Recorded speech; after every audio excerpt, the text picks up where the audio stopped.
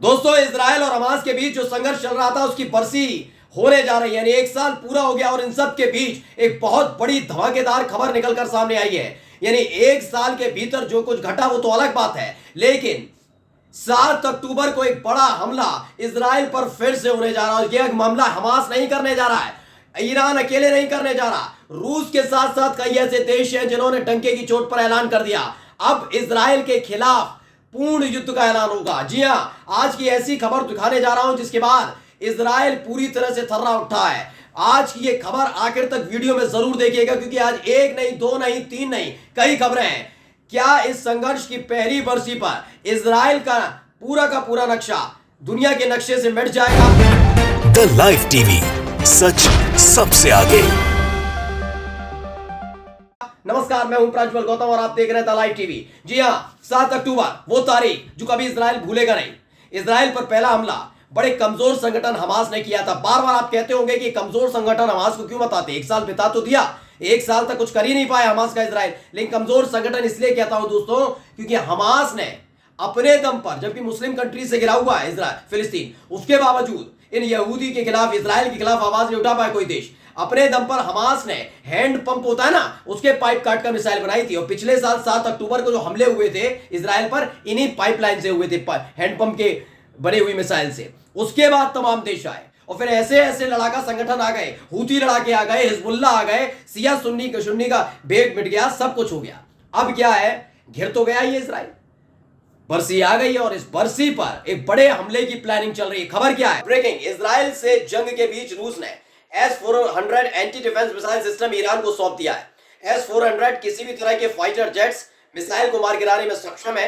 Iran रक्षा मंत्रालय ने आज इसे अपनी सेना में शामिल कर लिया और जल्द ही इसकी तैनाती कर दी जाएगी। यानी ये खबर है कि इजराइल अगर इस बीच ईरान पर हमला करने की सोचता है तो एयर डिफेंस सिस्टम लागू कर दिया गया। और S-400 के बारे में मैं खूबी बता दूं कि भैया आयरन डोम उसके सामने बच्चा है, खासकर वो आयरन डोम जो इजराइल को अमेरिका ने दिए थे, जो कबाड़ साबित हुए, उनके मुकाबले ये उन्नत तकनीक का है। ऐसी कि अगर इजराइल की तरफ से बारूद लगा हुआ कोई पक्षी भी उड़ गया ऊपर से तो ये वही S-400 उसे ध्वस्त कर देगा। छोड़ दीजिए मिसाइल, छोड़ दीजिए रॉकेट, छोड़ दीजिए ड्रोन, एक पक्षी होता ना, उसमें भी बारूद की गंध आ गई तो S-400 एंटी डिफेंस सिस्टम ऐसा है कि मिसाइल निकलेगी और तुरंत उस पक्षी को मार गिराएगी। इतना ज्यादा सेंसिटिव है। खैर, अभी जो खबर है, मैं जिन देशों का जिक्र कर रहा था, पढ़िए। वॉइस ऑफ ह्यूमन्स, चीन, रूस, पाकिस्तान और बांग्लादेश ने ईरान को अपना पूर्ण समर्थन घोषित किया है। यानी इन देशों ने क्यों किया, ऐसा थोड़ी ना ईरान के लिए ऐसे ही कर दिया। दरअसल जब तमाम, चाहे सऊदी अरब हो, चाहे आप UAE चले जाइए, कतर चले जाइए, बहरीन चले जाइए, सारे के सारे देश क्या कर रहे हैं पिछले एक साल से, बताइए क्या कर रहे हैं? नहीं हमला नहीं करना चाहिए, सीज फायर हो जाना चाहिए, हम तो शांति चाहते हैं, उधर जश्न मन रहा है। ईरान ने कहा ये सब तमाशे बंद करो, बंद करो। वो डायरेक्ट नहीं आया ईरान, लेकिन ईरान समर्थित हिजबुल्लाह ने नाक में दम करके रखा। हर कोई जानता है अगर ईरान पहली फुर्सत में हिजबुल्लाह से कह देता कि फिलिस्तीन और इजराइल के बीच में मत कूदो तो हिजबुल्लाह नहीं आता बीच में। लेकिन ये ईरान का ही समर्थन था जिसके चलते हिजबुल्लाह ने ईरान की मिसाइलों से इजराइल को थर्रा कर रख दिया। ईरान ने अपने धर्म, अपने ईमान को जिंदा रखा है। और जब हालात ऐसे बने कि ईरान के कमांडर की मौत के साथ साथ हमास चीफ और हिजबुल्लाह के जो चीफ हसन नसरुल्लाह है, उनका इंतकाल हुआ, उसके बाद ईरान का गुस्सा 7वें आसमान पर चढ़ा और ताबड़तोड़ हमले हुए। 6 से ज्यादा शहरों को दहला कर रख दिया ईरान ने। उसके बाद बड़ी आलोचना हो रही थी, लेकिन अब इन देशों ने, चीन ने, रूस ने, पाकिस्तान ने, बांग्लादेश ने, सबने कहा ठीक किया, बिल्कुल ठीक किया, और तो मिसाइल दाग दो। यानी खुले तौर पर अगर अब इनमें से किसी भी देश ने, अमेरिका, ब्रिटेन, फ्रांस, किसी ने भी बोला, वैसे तो फ्रांस ने कह दिया हम सामग्री नहीं देंगे, लेकिन अगर कुछ भी किया इजराइल के पक्ष में तो चीन और रूस और ये तमाम और मुस्लिम देश हैं, वो टूट पड़ेंगे इजराइल पर। एक और खबर दिखाने जा रहा हूं, ये तस्वीर बहुत ज्यादा जरूरी है क्योंकि आज की ये तस्वीर बताती है कि अब हालात किस तेजी के साथ बदल रहे हैं। ये तस्वीर आपने देख ली, इस तस्वीर को देखिए, पहचानिए। बीच में जो खड़े हुए हैं इनको देखकर आप पहचान सकते हैं कहां से होंगे। जी हाँ, ये अफगानिस्तान से है। तालिबान की सरकार वहां पर चल रही है, तमाम तरह के प्रतिबंध लगाए गए। मैंने कहा ना, पिट्ठू देश हैं, अमेरिका के पिट्ठू देश हैं, इतिहास को खारिज करने की कोशिश करते हैं। अफगानिस्तान के हालात किसने बुरे किए, ये इस पर चर्चा नहीं होगी। बस अफगानिस्तान के हालात बुरे हो, वहां हालात ऐसे हैं, तो ये किसने किए? अमेरिका ने बुरे किए थे, हर कोई जानता था। रूस को नीचे दिखाने के लिए, रूस से युद्ध लड़ने के लिए मुफीद जगह अफगानिस्तान सोचिए, और वहां पर किस तरह हथियारों, नशे की सप्लाई करके तालिबान का उदय किया था, या अमेरिका ने किया था। लेकिन नहीं, इस पर क्या कहते हैं, नहीं उसके बारे में बात मत करो, बात सिर्फ इतना करो तालिबान ये। अब देखिए नाको चने चबा दिए थे तालिबान ने, अब क्या किया है, रूस ने तालिबान को आतंकवादी संगठनों की सूची से हटाने का निर्णय ले लिया है। यानी कि तालिबान उनके लिए एक सरकार के तौर पर है, चुनी हुई सरकार, एक देश की सरकार जिसका सम्मान होना चाहिए, यह यहां पर हो रहा है। अब देखिए तीसरी खबर बीबीसी ने छापा है, न्यूज हिंदी ने। इस खबर को दिखाना और ज्यादा जरूरी इसलिए हो जाता है क्योंकि कहते हैं जब दिया बुझने वाला होता है तो फड़फड़ाता जरूर है, और फड़फड़ा तो नेतन्याहू रही है। आपने थोड़ी देर पहले एक खबर देखी, आपके अपने चैनल द लाइव टीवी ने खबर दिखाई थी कि किस तरीके से नेतन्याहू के लिए कह दिया गया फ्रांस की तरफ से कि हम उसको हथियार नहीं देंगे, और हम ही नहीं पश्चिमी देश अब हथियारों की सप्लाई नहीं करेगा। अब सोचिए बिना हथियारों के उसके सिपाही हमास के लड़ाकों से लड़ रहे हैं। सोचिए, एक मिनट दिमाग में सोचिए, कैसा लगता है सोचकर, जीत जाएंगे? लेबनान में, दक्षिणी लेबनान में उसके सिपाही और सिर्फ बंदूक लेकर ऐसे खड़े हुए हैं, वो कह रहे हैं गोली मारो, मार ही नहीं सकते, गोली नहीं है, कैसा लगेगा?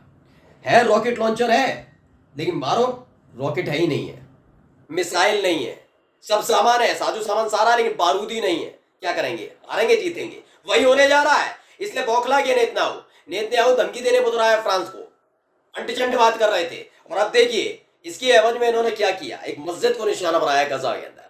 बीबीसी न्यूज ने इस खबर को छापा, इजराइल ने सेंट्रल गजा की मस्जिद को बनाया निशाना, कई लोगों के मारे जाने की आशंका, ये पूरी खबर है। इसको लेकर देखिए जो न्यूज 24 है उसने भी खबर छापी है। में मस्जिद पर इजराइल का हवाई हमला रहा। इजराइल ने लेबनान और ईरान की जो वो कसर है इसमें निकाली, 18 लोगों के मारे जाने की है। मध्य गजा पट्टी में दीर अल बलाहा में मस्जिद पर हमला हुआ है। अल अक्सा अस्पताल के पास मस्जिद पर यह हमला किया गया, और इस हमले में बताया गया कि 18 लोगों की मौत हो गई है। ये खबर अपने आप में है, लेकिन मेरे ख्याल से ये तमाम चीज़ों के बीच ध्यान भटकाने का एक तरीका भर है इसका। ये अपनी बौखलाहट निकाल रहा है, क्योंकि हाल ही में आपकी चैनल द लाइव टीवी ने दिखाया भी था, आपको याद होगा कि कैसे बड़े कागज़ खिलौने नहीं होते उसकी तरह उड़ा दिया गया। गजा के अंदर जितने टैंक हैं उसे उड़ाया जा रहा है, लेबनान में इनको रहने नहीं दिया जा रहा है। मैंने इससे पहले आपको दिखाया था ईरान ने किस तरह से 6 से 7 शहरों पर हमला कर दिया। हूती लड़ाकों ने जो हमला किया वो सीधे तेल अवीव में उनकी मिसाइलें गिरती हैं। यानी इतना बुरी तरह से घिर गया है। इजराइल अब समझ नहीं पा रहा करना क्या है, क्योंकि आर्थिक तौर पर हूती लड़ाकों ने तोड़ दिया, लाल सागर से जा नहीं पाते, हमले अलग से हो रहे हैं। हिजबुल्लाह पर हमला करके अमेरिका के कहने पर लेबनान के अंदर अपने सैनिकों को घुसाकर उसने और बड़ी गलती कर दी। हिजबुल्लाह से डायरेक्ट पंगा ले लिया, ईरान से पहले से ही पंगा लेकर और गलती कर दी उसने। रूस इन सब के बीच में कूद ही चुका है, बस चीन की एंट्री रह गई है। चीन जैसे ही साथ आएगा यकीन मानकर चलिए अमेरिका हाथ जोड़कर खड़ा हो जाएगा एक पैर पर कि मैंने बहुत बड़ी गलती कर दी। तो उस जैसे सनकी पर विश्वास करके यकीन मानिए ये काम तो यूक्रेन के साथ भी नहीं हो पाया जितना बुरे हालात इजराइल ने खड़े कर दिए अमेरिका के लिए, और ये होने जा रहा है। यकीन रखिए, वादा करता हूं 24 घंटे बाद आऊंगा और आपको एक बहुत बड़ी खबर दूंगा, क्योंकि हमास ने जो अटैक इजराइल पर किया तो उसकी पर्ची हो करने वाली है। नमस्कार। द लाइव टीवी, सच सबसे आगे।